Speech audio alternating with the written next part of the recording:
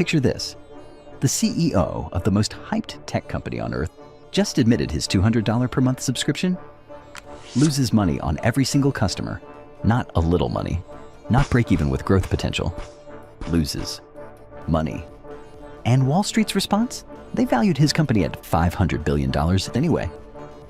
Welcome to the AI bubble, where we went from cool chatbot to $7 trillion gamble in 24 months, and why the people writing the checks might be in for the rudest awakening since 2008.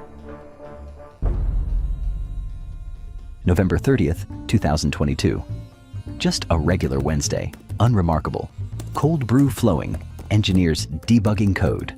Then OpenAI dropped ChatGPT. Within 48 hours, the internet had a new obsession. People were using it to write breakup texts, debug code, explain black holes, and generate bedtime stories. Dad, I'm talking to an AI that knows everything. It just explained quantum entanglement using Minecraft terms. Did I hear Minecraft? It has 1 million users in the first 5 days of launch. 2 months later, 100 million users.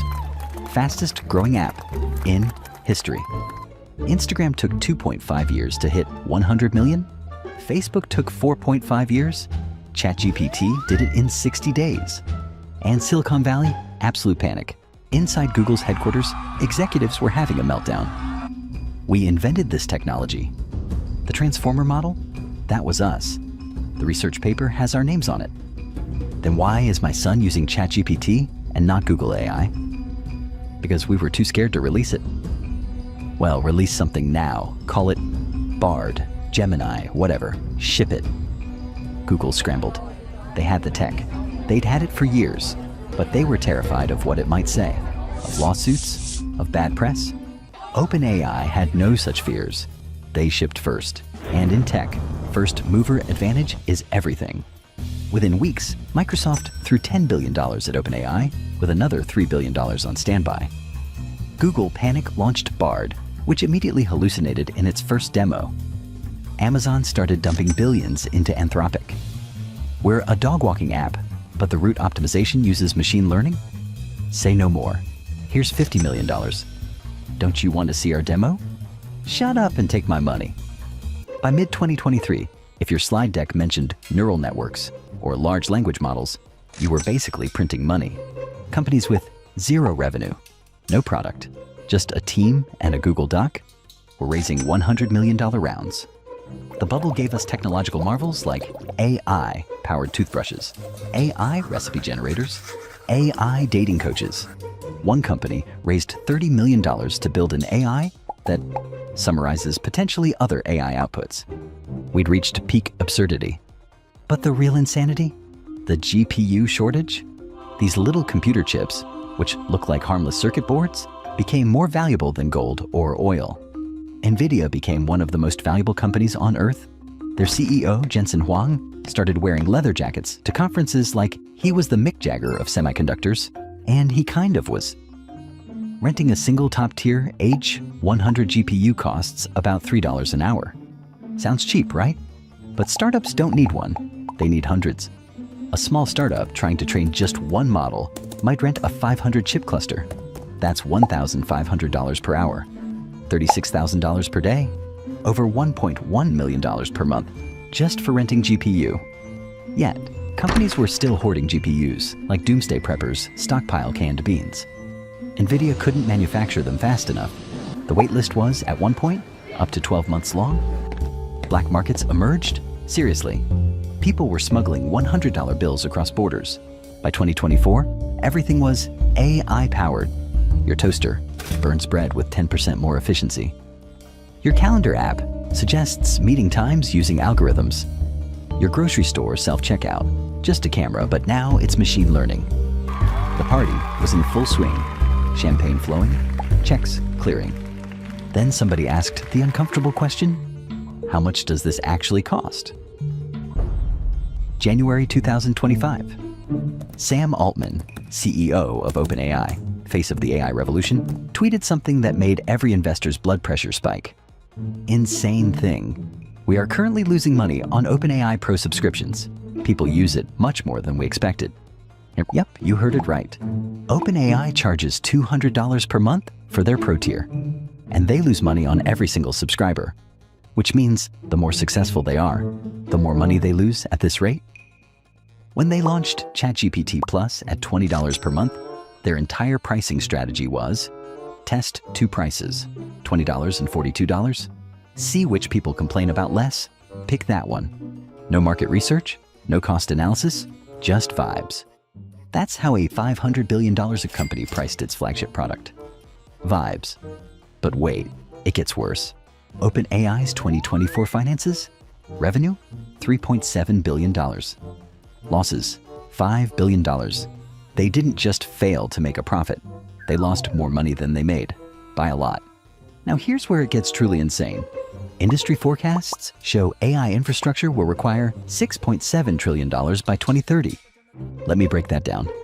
$5.2 trillion directly for AI infrastructure, GPUs, accelerators, power upgrades, cooling, and data center construction, while the remaining $1.5 trillion goes to traditional, non-AI cloud infrastructure.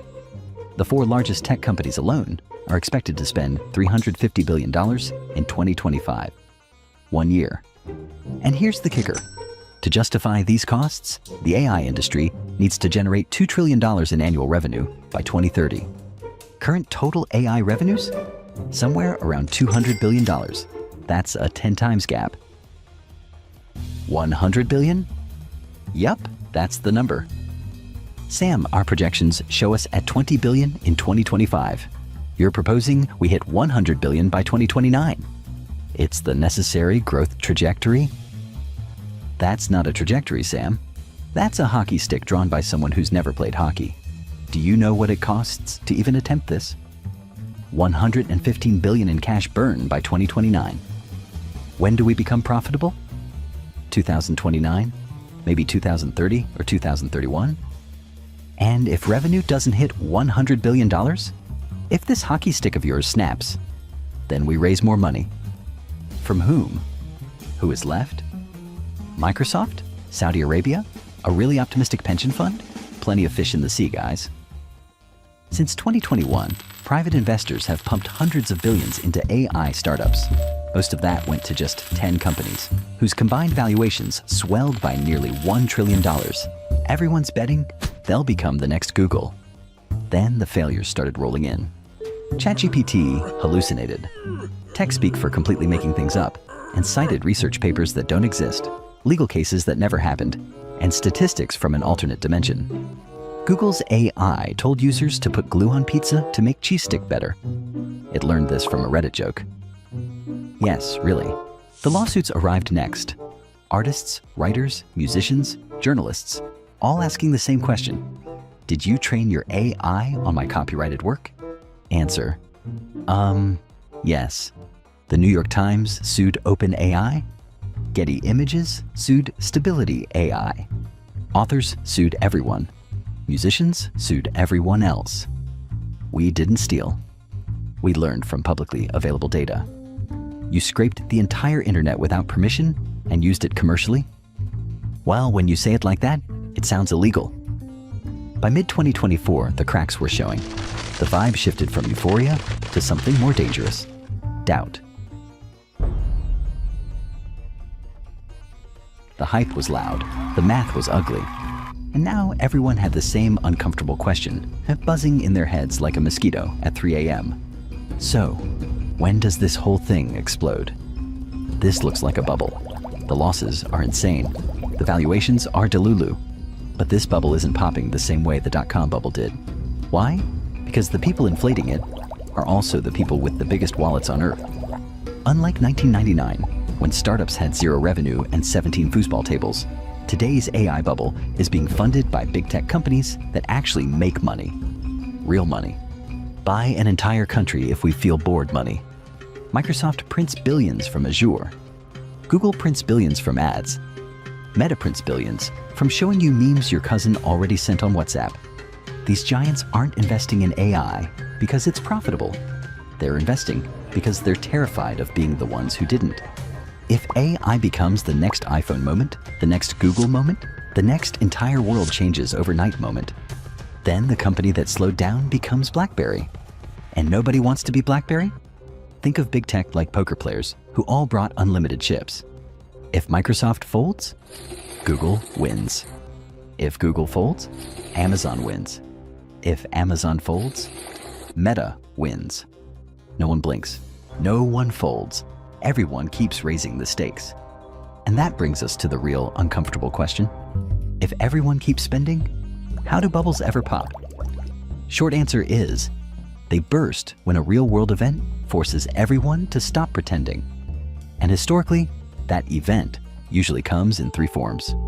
One, the money suddenly disappears. The dot-com bubble didn't collapse because websites were dumb. It collapsed because the cash spigot shut off. Interest rates rose. Borrowing got expensive. Funding vanished, and thousands of companies evaporated overnight. If interest rates rise anytime soon, and big techs tighten their budgets, the AI bubble ends instantly. 2. A big, embarrassing meltdown happens. Every bubble has a moment, one spectacular failure that freaks everyone out. .com had earnings disasters. 2008 had Lehman. Crypto had FTX. AI's version could be a giant lab revealing massive losses, a botched model launch, or a lawsuit that freezes everything. So, where are we right now? Big tech is still spending. No meltdown earnings call yet. No FTX-level scandal. Reality is showing cracks, but not enough to break confidence. So yes, this bubble is inflated. Yes, the numbers are insane, but it won't burst because of hype. It bursts when one of the giants finally says, "All right, that's enough." Until then, the bubble floats. We're not at the explosion. We're at the tightening. The inhale before the scream. The tension before the snap. The episode right before the season finale.